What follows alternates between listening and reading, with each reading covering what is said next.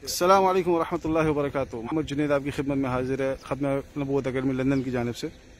ये वो जगह है जहाँ रसूलुल्लाह सल्लल्लाहु अलैहि वसल्लम जब मक्का मुकर्रमा से मदीना मुनव्वरा हिजरत करके आए, तशरीफ़ लाए, तो यहाँ पे बच्चियों ने आप सल्लल्लाहु अलैहि वसल्लम का इस्तकबाल किया था और डफली के साथ वो तला अल बद्रु अलैना भी पढ़ा था। तो ये वो जगह, ये वो बिल्डिंग है और ये महफूज है।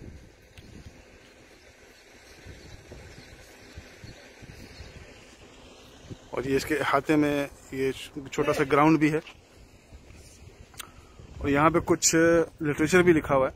चल के देखते हैं कि उसमें क्या है। अंदर जाने की इजाज़त किसी को नहीं है क्योंकि इस तरह की इजाज़तों को बाउंड्री बना के महफूज कर दिया गया है।